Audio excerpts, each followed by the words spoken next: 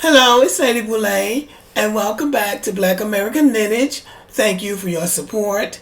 Thank you for all you do to support this channel. Thank you for subscribing. Thank you for your thumbs up, and thank you for your comments. I really appreciate all that you do. And today I'm asking a simple question. When do we say enough? When do we say enough? Now, what we hear now with Black Americans is we need to be building. We need to be building. We need to be building. People think that we have never built anything, and that is not true. We have been building something ever since we've been here, building for somebody else and building for ourselves. And when did we stop building? Well, the reality is we never did. We've never stopped building. But what we have done is taken the building in a different direction.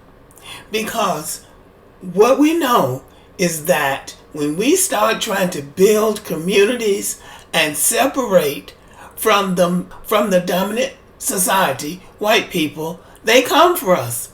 They tear them up. They burn them down, they bomb, they do whatever they can to destroy those communities. And then turn around and ask us, well, why you want to move into our community? Well, because you destroy ours, that's why. So I'm saying, when do we say enough? When do we say enough? Some of our young people to this day do not know the trauma that we have been through trying to build communities, trying to educate our children, trying to get our spiritual lives in order.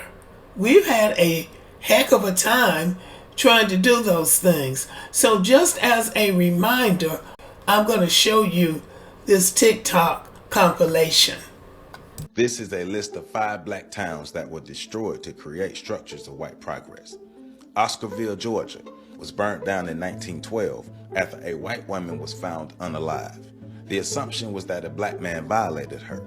Later in the 1950s, the Beaufort Dam was built, flooding the remains of the town to create Lake Lanier. Benson, Alabama, flourished with businesses, schools, and churches until 1926, when the construction of the Martin Dam submerged the town to create Lake Martin. Seneca Village, New York, boasted homes, churches, and a school until the 1850s, when the city seized the land through eminent domain to create Central Park. Susanna, Alabama, another casualty of white progress, met its end in the 1960s with the construction of the Martin Dam, displacing its residents and erasing their vibrant community from the map. Vanport, Oregon, represented hope and opportunity until a catastrophic flood in 1948 wiped it away. So of those 5 towns that were destroyed, only one was destroyed by a natural disaster. So we have been building all the time. So now is the time to say enough. Enough of our communities have been destroyed. Enough of what we've tried to do has been destroyed. It is time and past time for America to work for us. We have worked enough for America. Now it's time for us to get something back. It's time for America to give back.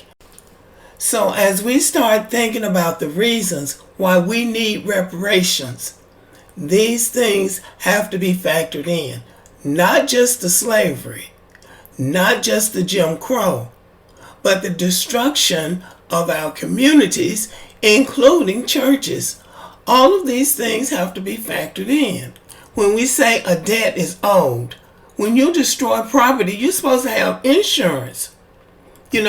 If we were white and our communities were destroyed, we would have been able to, we would get insured for it. But they won't say they would. There was a time when they wouldn't even sell hazardous insurance to black people. So, or even if they did, you couldn't afford it. That needs to go into the reparations package. The destruction of communities. We have to keep coming up with things that have been done to us that need to go into the budget of the reparations. Because when people tell us, well, you weren't a slave, you weren't this, you weren't that. No, but my foreparents bought land that they planned to farm for a living, but the land was taken through the law of eminent domain. The Jim Crow laws prevented black people from working on certain jobs where they could make a livable wage for their families, even though they were American citizens. Family members were arrested for crimes that they did not commit and stayed in jail for 25 and 30 and 40 years, as they're still doing now. That hampered a black man's ability to work and build wealth. All of this has to go into the reparations package. Sometimes when people start talking to us about not needing reparations or not deserving reparations, a lot of us don't know what to say. But we have to have the documentation in our heads so that when it comes up, we can rattle off thing after thing after thing that has happened to black people that prevented us from the pursuit of happiness, of employment, and education. We have to have these things right at our fingertips. And all those other things that happened, including feeding babies to alligators, really?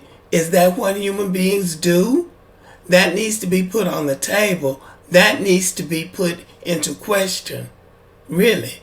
When did you even become human? That's how come we need this $16 trillion or however much they say we need, because our families, our buildings, our homes, our churches, our communities were destroyed.